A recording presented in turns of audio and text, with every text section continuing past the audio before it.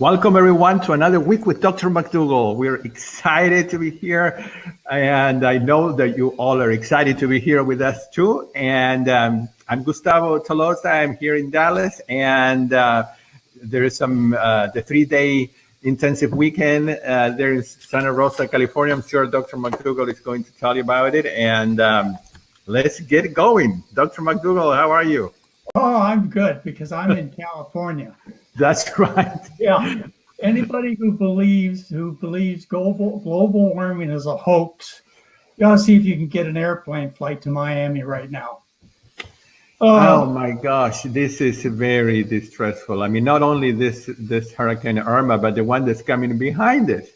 That's what I heard. Well, ladies and gentlemen, there was an editorial in the paper yesterday that said, don't talk about climate change anymore.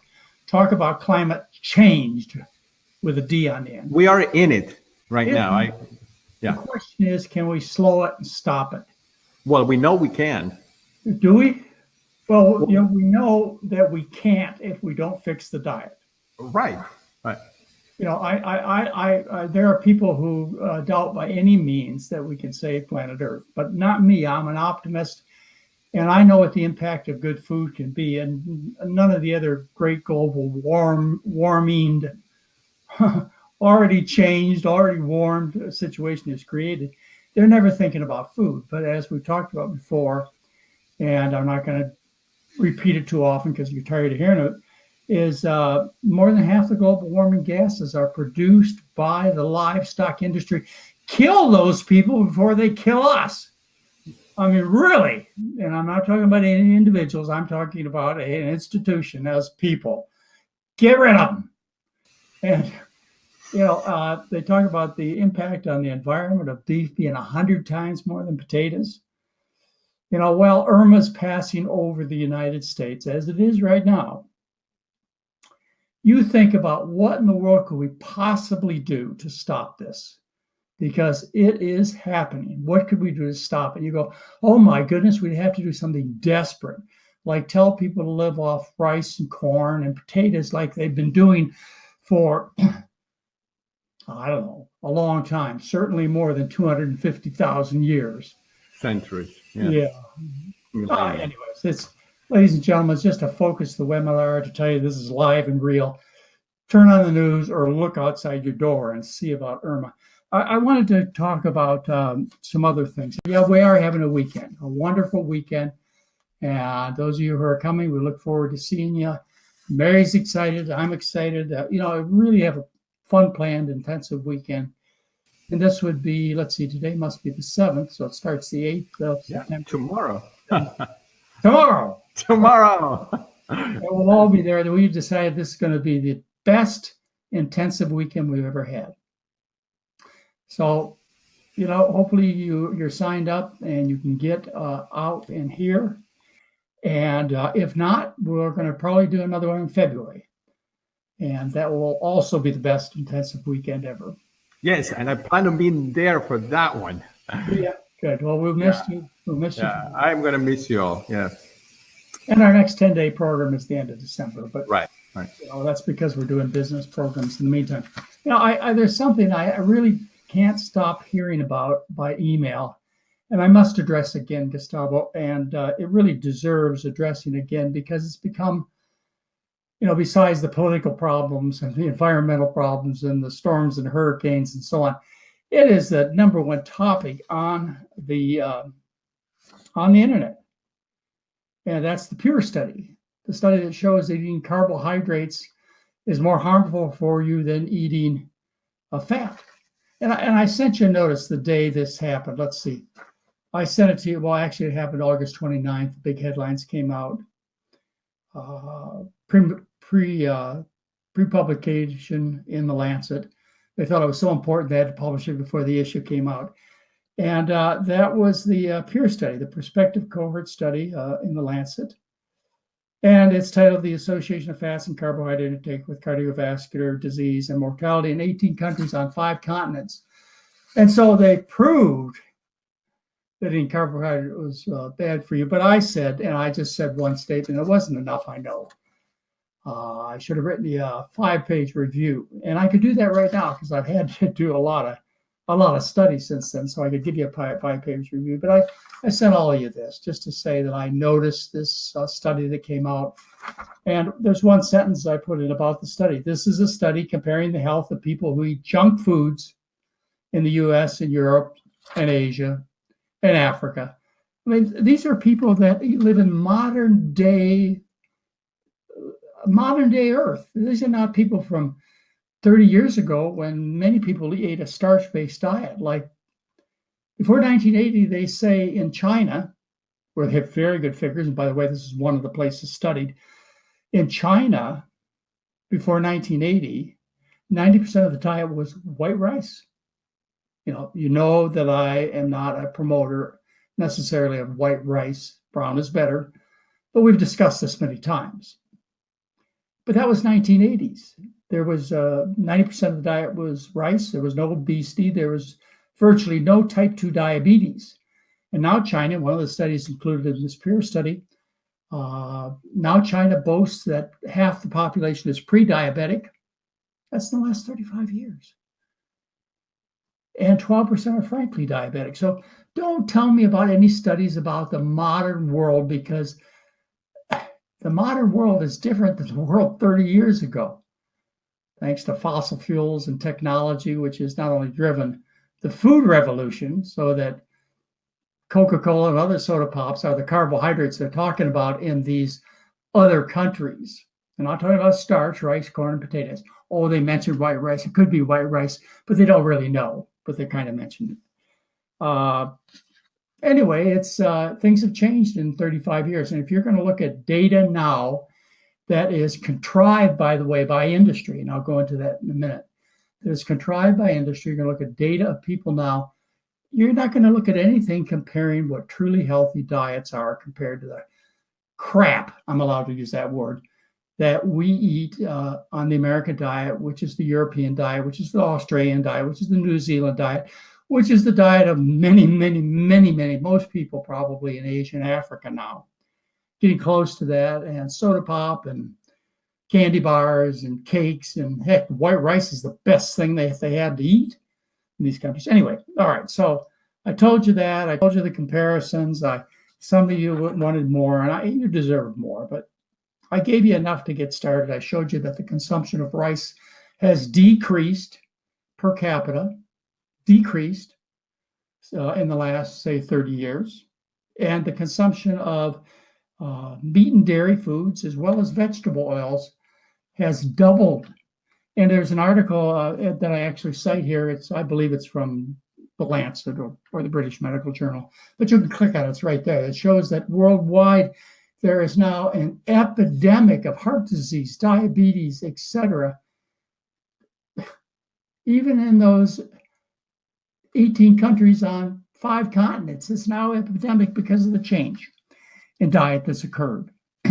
So you can't do any studies comparing one country to another now, because actually some of the poorer countries eat some of the most junk food of all. Think about Mexico. Mexico City used to be a very healthy place. It's now claimed Mexico City is the fattest city in the world. And that's happened in the last 30 years. Anyway, you can go any place in the world to see this. So don't fall into this methodologically designed study to show that carbohydrates are bad. And by the way, they lumped all carbohydrates together. That means sugar and potatoes and sweet potatoes, soda pop and rice and wheat, lumped all together. That carbohydrates are bad and eating a whole bunch of animal foods is good. Even if it were true, ladies and gentlemen, even if it were true that eating all of this rice and corn, etc., was killing you, which is just the opposite, you know that. Think about Irma. Think about the planet. I mean, good grief, would you eat rice to save the world for your grandchildren? I would. I'd save myself. All right, so I looked a little deeper, and actually I had some help from my friends. Thank goodness that I have my own email address up there, and any of you who want to write me can write me, and you have. Some nice comments on that article, the peer study from the Lancet, which was published ahead of time. Some nice comments were passed on to me, some ideas about the funding. I talked to you about the funding in the original letter I sent you. I believe I said unrestricted grants from AstraZeneca, Sanoventus, various drug companies, unlimited grants. Well, that's cool, but there is a grant from let's see, the grant from the Heart and Stroke Foundation. That's one of the funders, the Heart and Stroke Foundation. You look at the end of the paper. Here's the paper right here. Look at the end of the paper. In addition to all these drug companies, which ought to say, well, I wonder why drug companies are giving all this money to help people understand that it's bad to eat rice, corn, and potatoes. Could it have anything to do with their profit in blood pressure, type 2 diabetes, heart disease, cancers, constipation? Oh, how could it possibly be? Well, delving deeper, one of the founders is the Heart and Stroke Foundation. Who are the Heart and Stroke Foundation? Seems pretty innocuous, doesn't it? The Heart and Stroke Foundation. Well, it happens to be funded in part. The Heart and Stroke Foundation funded the study. Now, we don't know how much influence they had, but they're listed there as a study founder. In other words, they gave money. And the Heart and Stroke Foundation is supported by, well, let me see this, the Dairy Farmers of Canada. Yeah, dairyfarmers.com.ca. Dairyfarmers.ca is where you find it. It says about us. Run for farmers, by farmers. Remember, they supported the study. This is the Dairy Farmers of Canada, supporting the Heart and Stroke Foundation. Yes, they do. One of the supporters of this peer study. Yes, it is. Let's see. The purpose is to run for farmers, by farmers. Dairy Farmers of Canada is the voice of the Canadian dairy farmers. That's what it says right here. This is their website. Okay. How about that? What a coincidence. A study saying that you should eat more meat, more dairy, and fewer carbohydrates happen to be funded by the Canadian Dairy Association. Also, some of the, I've had a little time to look into this, but some of the fellow researchers in this paper actually have connections and ongoing grants from the dairy industry, which is not identified. You have to look for it.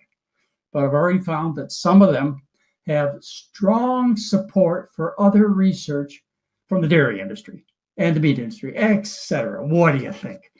All right, so I didn't do as good a job the first time at sending this information out to you. The other thing I discovered is this paper was strongly supported by Ronald Krauss. Remember Ronald Krauss? That's Dr. Lard. I wrote about Dr. Lard in 2007 in my newsletter. I'm still waiting for Ronald Krauss to respond. He's the head of atherosclerosis research at Oakland. He's a professor at the university, publisher of a great number of studies, which, by the way, their orientation changed after he started receiving his funding from the Cattle Association and the Dairy Association. Ronald Krauss loved this study. Read about Ronald Krauss, Dr. Lard. It's in my 2011 newsletters. Man, if somebody called me Dr. Lard, I'd do something about it. You can call me Dr. Potato. I think lard is an offensive term.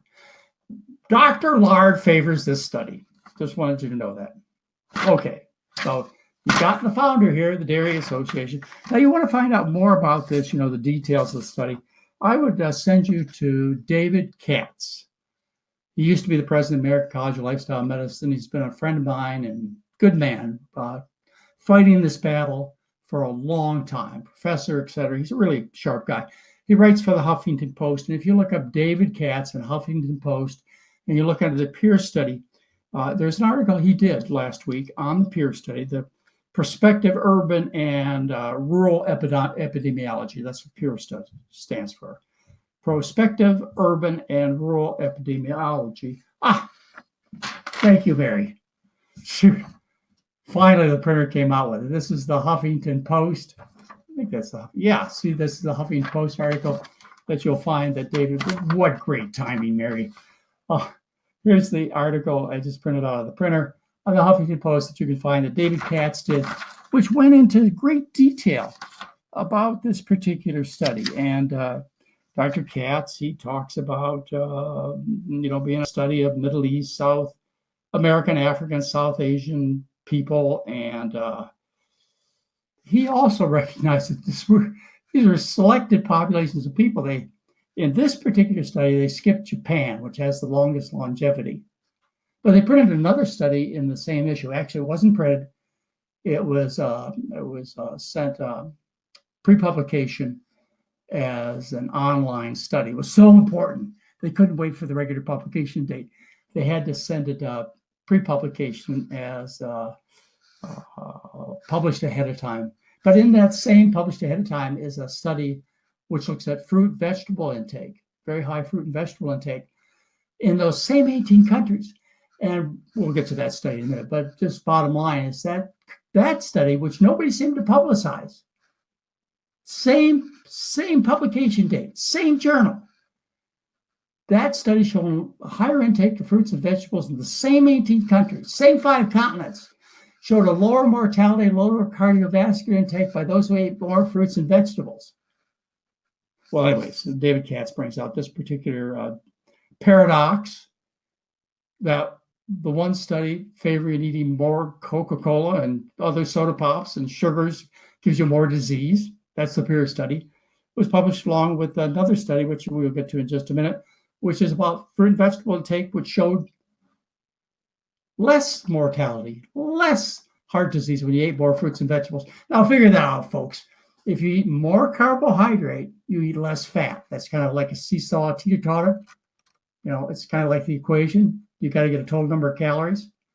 Well, if you eat more carbohydrate, like say rice and corn and potatoes, then you eat very little meat or fat. Anyway, why did they publicize and get so excited about the study that showed that meat's good for you and dairy is good for you? Excuse me, Dairy Association, thank you very much for emphasizing that study.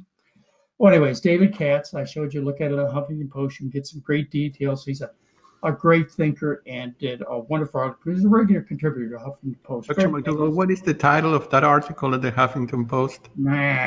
Thank you. Do you have it there? All right. It's called, I'll put it up again.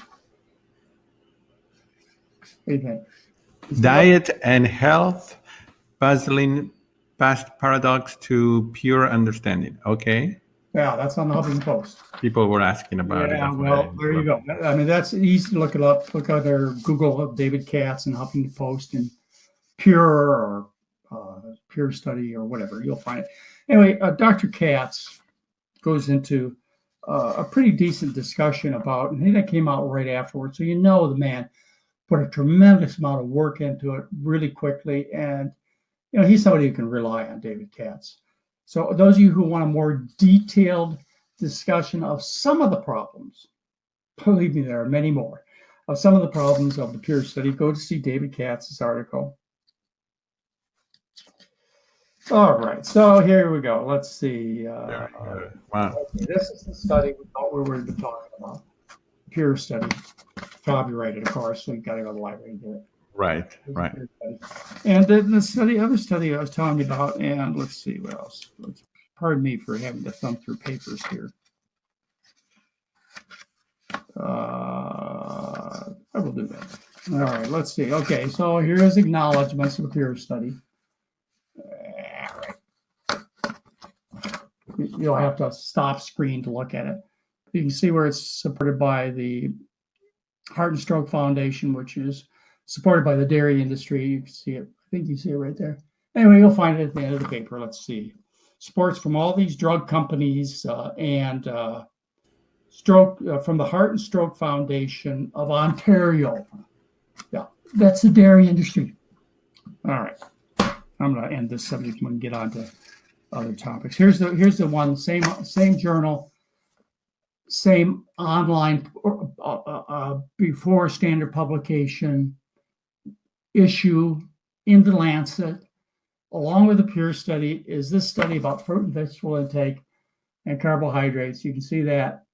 And it shows, well, let me just kind of read it for you. It shows high fruit and vegetable and legume, that's beans, consumption was associated with a lower risk of non-cardiovascular disease and total mortality.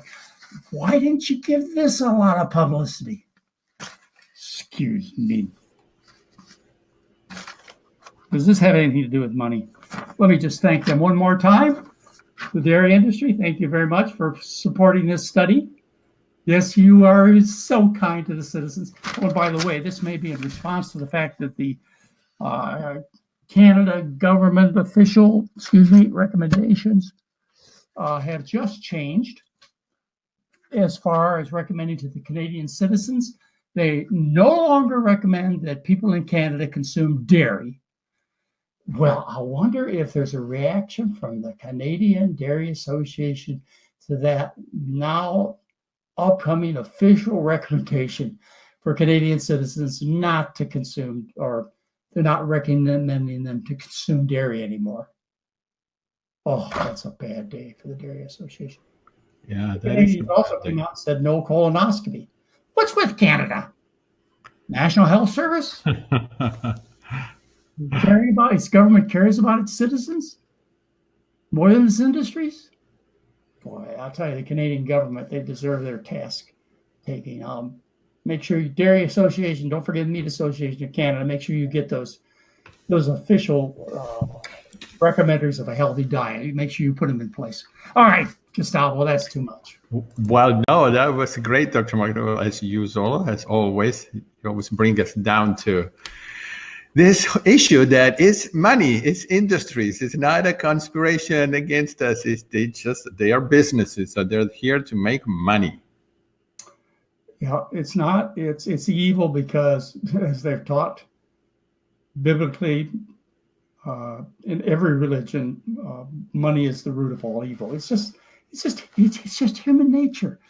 Nobody's out to get you. But in this case, we have, every newspaper, every TV talk show, everybody telling you we finally got proof it's good to eat carbohydrate, and that couldn't be Coca-Cola. And by the way, I should have keyed it up, but I didn't. Someday I'll show it again. I've shown it.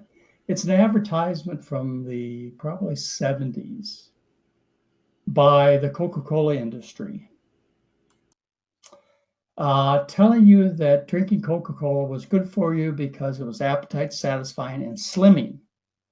Now, that is true, of course. Coca-Cola and other sugars will rot your teeth and raise your triglycerides, cause nutritional imbalances. But I did a comparison between Coca-Cola and milk. Folks, honestly, and I really mean it, and I hate to say this because some of you that's all you're going to hear. Oh, Dr. McDougall recommends kids drink Coca-Cola in the morning with their breakfast instead of milk. That's not what Dr. McDougall is saying. What Dr. McDougall is saying is that this commercial was right on, and when I did a comparison of Coca-Cola, the nutritional values, and milk, I did a whole thing on chocolate milk, nutrition in disguise. And it's a good thing I'm ignored. Well, I don't know if you're ignored. I can be dangerous. You know how to deal with me, and that's ignore me. Well, Dr. McDougall, we have so many questions, and that shows that you're not ignored. Well, I know what you mean by ignored, but so many of us here are the army you have created, and we are changing the world. Unfortunately, Irma's joined our army. Right. And every newscast today and over the weekend and next week, it talks about the horrible destruction that's being created by the biggest storm that's ever been recorded in the world, most powerful storm. Every time they talk to you about that, in my opinion, on CNN and the rest of the news stations, they should follow by a note. But we can slow the warming changed with a D by changing our diet. That should be after every news report or with every news report. You follow a diet based on starch, you can cut down on the progress of climate change. changed. I don't know if I said that clearly enough. Changed. Love that. Right. Well, Dr. McDougall, how about if we do just a few questions? Sure. You thought okay with you? I probably talked way too long. No, it's fine. We love to hear you.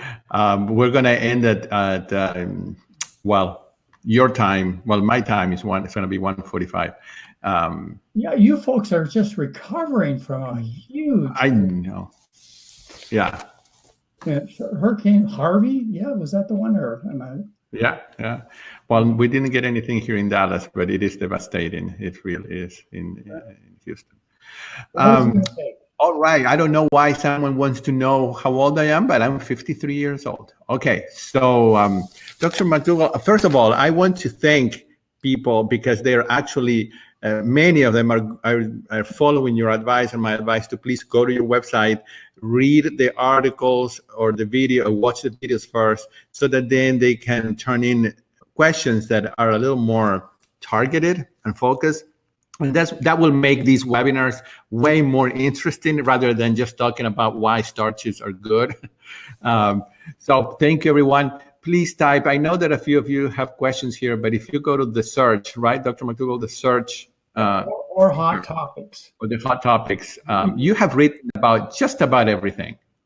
Well, Mary and I have worked really hard. We've done this newsletter since 2002 online. Before that, we started it in 1986 as a paper newsletter. And so we provide a tremendous, there must be since 2002, 12 newsletters a year. You do the math, 150 newsletters up there. And they have topics like vitamin D and B12 and, all kinds of things. And to have it in writing with the references would be a good place to start and to think carefully about any other questions I didn't answer, and there are many I haven't answered. And then ask us. But, Gustavo, we have a lot of newer people, and to hear the basic stuff, as long as our longtime followers appreciate the fact that we have a varied population we're talking to as far as. Right. And you recently created on your website, isn't there like a 3-step or a 3-video program so people can get the very basics, right? Well, I tell you, other than for Mary and I to come to your house and cook the food for you, which, by the way, we will do if you want to come to our Santa Rosa Medical and Health Clinic. We'll cook the food for you. Aside from that, I think we've done pretty much everything. And the last thing I put up was the quick start section, which anybody that's new, just quick start gives you a little brief introduction, and then a lecture that I love to give about, just kind of a general lecture about the food. Right. Dr. McDougall's color picture book on food poisoning. And that'll give you an orientation as far as, why you should do this. But that's not the important part of this quick start program. The important part is the how-to. And then the next 2 lectures that follow are how-to. Mary teaches you how to cook at home. And one of our favorite things to do in the past, when we were busy with other things, was to eat out. So we became experts on eating out. And she has a lecture there. So, go there first. And if you want to know, or all kinds of initial information, we're there to help. And you'll see that. Dr. McDougall, someone typed here a question about a comment you made maybe a week or 2 ago about it seemed to this person that you were discouraging people that have cancer to attend your 10-day program. Could you clarify that? Oh, thank you very much. It's not discouraged. It's just that I don't want people to come under any false pretenses. If you have heart disease, clearly we can stop your angina in most cases and get you out of heart surgery. When we're dealing with cancers, we have good information, like my February 2015 newsletter, which shows the American Cancer Society supports people with cancer being advised to eat a diet in our direction, and it will cause them to live longer. That's my February 2015 newsletter. So I believe that the diet will make a huge difference in quantity of life. Now, I'm sure it makes a huge difference in quality, but I also believe it makes a difference in quantity. But, I don't want people all over the country thinking, oh boy, there's another cancer clinic. I'll go there. He's promising he's going to cure me. I don't want anybody to come under any false pretenses. We have in our program, let's just say the last program, which was just a couple weeks ago, there were 55 participants, 56 maybe. Probably 3 to 5, maybe 6 people with various kinds of cancer. They're there for the cancer. And it's not that we discourage them. I do help them. I have a tremendous amount to say about breast cancer. But you can, of course, read that on my website. So we're happy to have people come with cancer. I definitely believe we will help them, but I don't want them to come under any false pretenses, maybe with the attitude, oh, I have found another crack clinic, and this one is north of the Mexican-U.S. border, and yeah, that's what I meant by discouraging. I do not want to get known as this new lateral clinic or new magic clinic for cancer. But yeah, we can help you, and yeah, we'd be happy to have you come. All right, very good, very good. Dr. McDougall, another question of someone that has been diagnosed with underactive thyroid. The person is saying, is it possible to use diet and be free of medication for this condition? No. Good. Okay, let's move on to another question. When you have underactive, first of all, many people are told they have low thyroid, and they don't. When I early in my medical career, if you were tired or you're overweight, then it could be your thyroid. Even if the tests were normal, it'll put you on a little thyroid. There are people who put people on thyroid medication based upon their armpit temperatures. Sometimes labs make mistakes and they come back with a TSH level, which is the thyroid test I use, that suggests they have low thyroid. And it was wrong. So I always repeat the tests. So you may be able to get off your thyroid because you were put on for the wrong reasons. You really didn't have hypothyroidism. But if you really didn't have hypothyroidism, which is due to an autoimmune thyroiditis, is what the doctor will tell you, you have autoimmune thyroiditis, which means the body attacks the thyroid gland. Or it's also called Hashimoto's thyroiditis because Hashimoto from Japan discovered it in the early 1900s. Or at least discovered enough to put his name on it. So once the gland is killed by an autoimmune reaction, which I believe, I hate to say this, but I will, I believe is caused by a molecular mimicry reaction between eating foreign thyroid glands and your immune system. How do you eat foreign thyroid glands? Well, they come from pigs and cows. So, and they're called sausages and hot dogs, lunch meat. And so you eat these pig and thyroid glands. Believe me, there are thyroid glands in those products. And the body reacts and says, this is foreign thyroid. I'll make an antibody to this foreign thyroid. If it's from a pig or a cow. But the antibody is non-specific enough to not just attack the pig and cow thyroid proteins that are in your blood, but it also attacks the human thyroid, which is your gland, and destroys it. Oh, it's destroyed. It's destroyed. It's not going to come back. So you must take supplementation. And what I recommend is levothyroxine, which is synthetic thyroid. People say, well, you're a natural doctor. You should be recommending natural stuff. Well, I don't recommend natural thyroid because what is it? It's pig and cow thyroid glands ground up. Makes no sense for a whole bunch of reasons, including transmitting microbes and leukemia viruses and all cancer virus, all kinds of things. So I don't prescribe a form of natural thyroid. Armor was a name for one of them. There are probably new ones now, or maybe that one's gone. I prescribe levothyroxine. Well, probably in part because that's the way I was trained. But I put people on sufficient levothyroxine to normalize their TSH level. And, they need a refill from a doctor once a year and maybe check their TSH once a year. But sorry, it ain't going to grow back. I don't care if you eat the Atkins diet or the McDougall diet. It's not growing back. Right. Very good. Thank you, Dr. McDougall. So someone here was asking a question about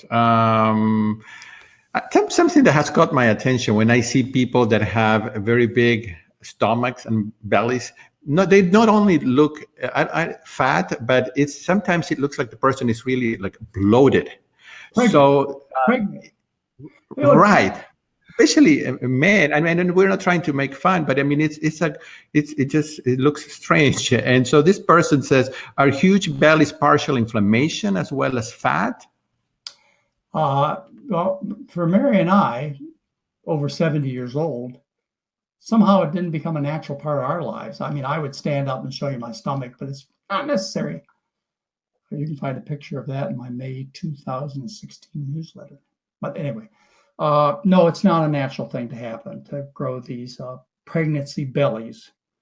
It's hard, even for Mary and I. We'll be meeting new people, or we'll see somebody, let's say a woman, and we'll say, boy, we better be careful about saying congratulations on your pregnancy, because half the time when we say that,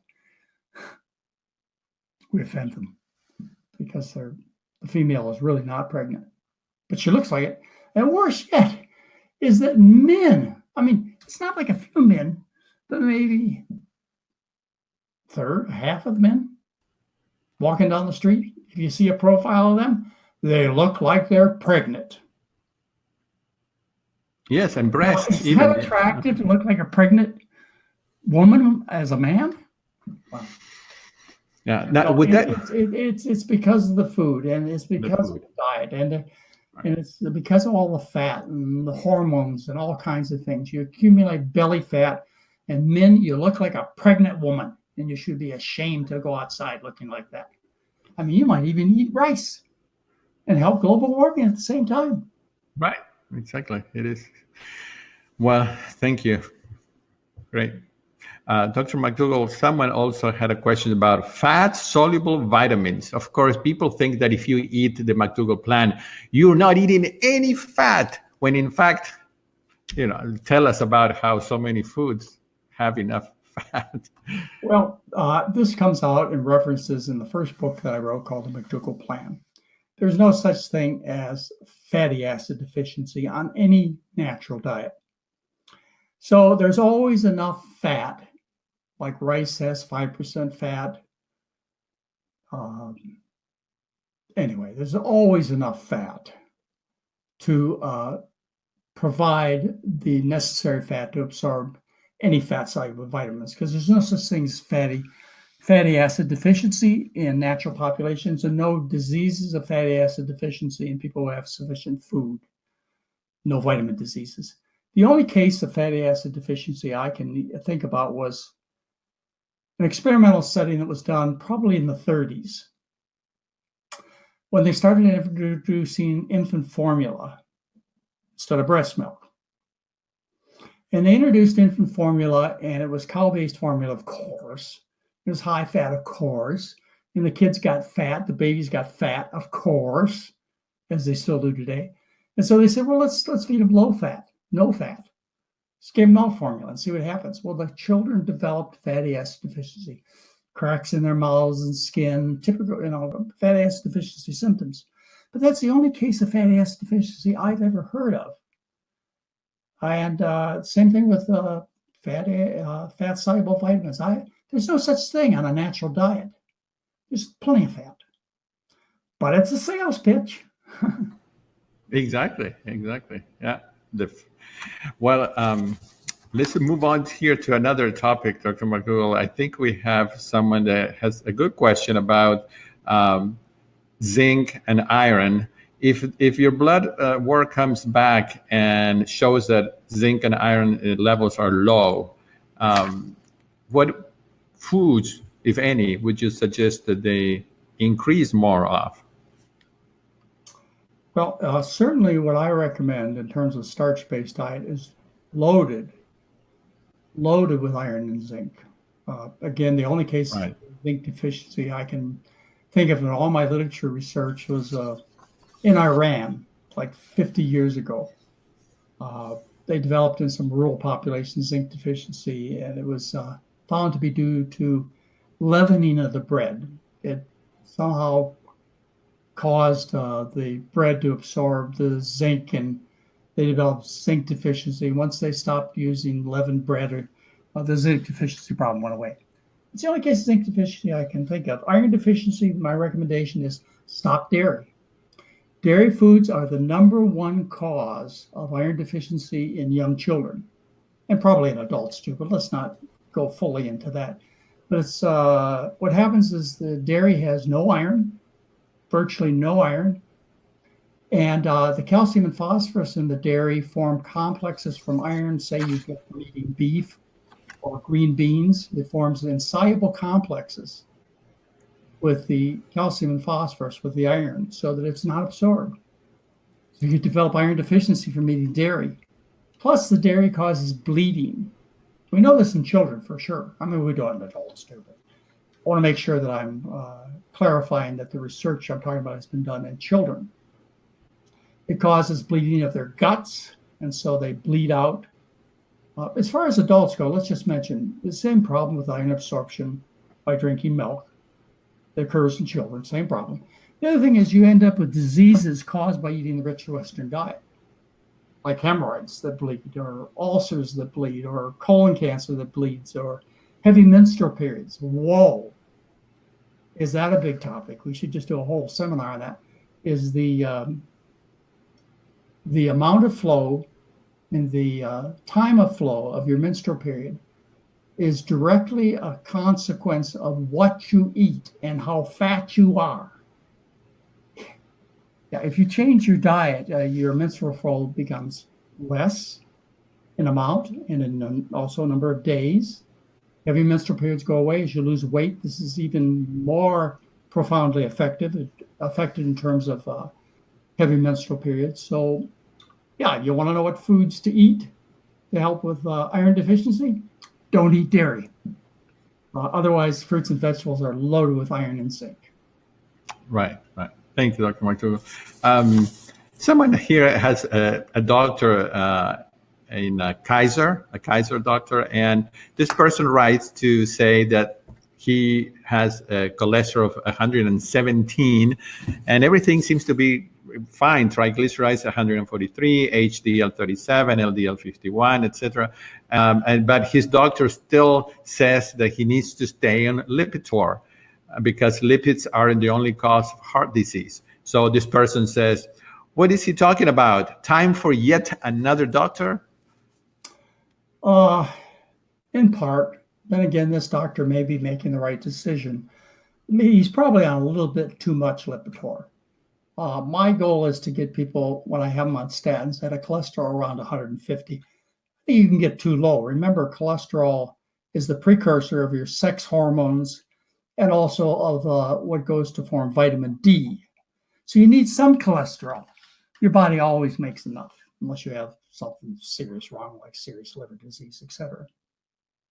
So if you have low cholesterol and are on no statins, great.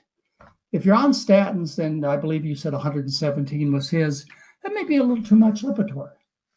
And besides that, the effect of 40 milligrams of Lipitor versus 20 is not much different, or 10, not much different between 10 and 40 milligrams, the effect on total cholesterol. So the doctor may be making the right decision.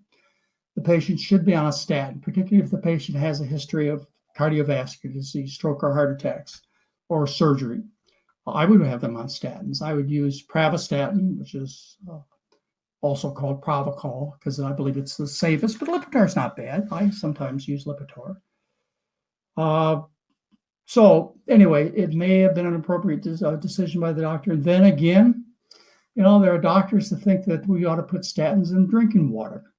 You may have one of those doctors, and then it may not be indicated for you to be on statins. Well, I'll just refer you to my May 2013 newsletter for a discussion on who should be on statins.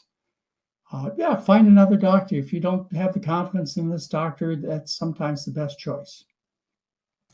Right. Why get in a fight? Why? Yeah. There's no point. Why get in a fight with your provider? I mean, you go to buy paint at a paint store. Does the owner of the paint store fight with the customer? Tell the customer, like, does it treat the customer, the owner of, say, your paint store, treat you like your doctor treats you? You would never go back to that paint store. Well, if doctors treat you without proper respect, you think there's something wrong. Well, and then they turn around and criticize you and blame you. Man, that's not good business. No, it isn't. No. Well, Dr. McDougall, we have a lot of questions, but thankfully we can tell people to at least try to go to your website, to their search engine, type the topic that they want, read it, and then if they don't find it, to submit a question for you, well, 2 weeks from today. Right. I do want to mention that next week we have Dr. Lyle, right. And let me tell you, Dr. Lyle's lectures are all brilliant, but last weekend I heard him give this lecture for the first time about the cycle of binging and overeating at night. And I think everybody in the world needs to hear that brilliant lecture. So I encourage everybody to run to your website right now and sign up for that webinar next week, because it's going to change your life. So anyway, Dr. Lyle will likewise be live and presenting probably that lecture this week. That's right. Next week. It's like tomorrow. Yeah. Yes. Very good. Yeah, Doctor, we have such a brilliant staff of people. I do understand why we haven't taken over the world. I guess sometimes, except my July 2017 newsletter, I wrote to you about my frustrations. And yes, very good. Believe me, I don't understand why the world has not come around to this kind of thinking. Enjoy Irma. I think I have at least, and I've been thinking about that a lot, Dr. McDougall. I just, the more I'm out there, I travel a lot, and I'm around people, and I've noticed that it's vicious out there. I mean, the confusion that these companies and industries have created in our society, we have people believing the most absurd things. And so they have accomplished the task. They have gotten everyone confused. Yep, i.e. Pure Study. And I just told you, the dairy industry is behind this, and so are the drug companies. And, when they make a big deal out of eating more carbohydrate, which could be soda pop, could be eating a cup of table sugar. And they make that the big headlines. Don't eat carbohydrate. And of course, people think potatoes, rice, corn. Right. But they really mean candy bars and soda pops. Yeah. Yeah, you just use the Pure Study. I mean, it's made such an impact. I can't stop getting letters from people. And, right. Well, and of course, people love to hear good news about their bad habits. Well, they do. Also, so that doesn't help. Yeah, and I think I've settled it all, folks. Just tell any of your friends who say, the Pure Study, it proves it, I'm all confused, say, carry this around with you. Say, the Pure Study, the Heart and Stroke Foundation, is supported by the dairy industry. Yeah. It's the dairy industry. And that is just one of the many studies that are supported by the industry. And you know what? And even this study, the Pure Study, we've not even come close to finding out where the real financial interest came from. I suppose knowing the drug industries and the dairy industry paid for it is good enough, but there's, I'm sure, a lot more industry ties behind it. A lot more money than you would ever realize. In fact, I'd have to say, based on what I understand, is this was clearly an advertisement, a plot, a ploy by the food industry to further confuse the consumer. This was purposely done. People who hurt you and take your money are called criminals. They're called criminals, and we do things with criminals to get them out of society. Who's going to start dealing with the criminals? How much heart disease and cancer has been caused by this confusion? Now, how many children have continued to suffer from obesity and social disgrace because of their health and appearance because of this advertisement? They did this on purpose. People who take your money and hurt you are called criminals. I gotta stop. Getting me carried away. Okay, let's stop with McDougall. We'll continue next time. I haven't done yet. Before we say something that I have to edit later. Really? So far, I'm okay with everything. You're fine. You're great. Okay, we'll see you in 2 weeks, and have a wonderful I'll see some weekend. of you this weekend, right? And we'll be around, and we look forward to. We look forward to you telling us all about it next telling time. you everything I've learned in the last. Yes. It's been a while. Okay. I think I'm close. I may not be right, but I'm close. See you later. All right. Goodbye, everyone. See you next week. For helping us share this. Bye-bye.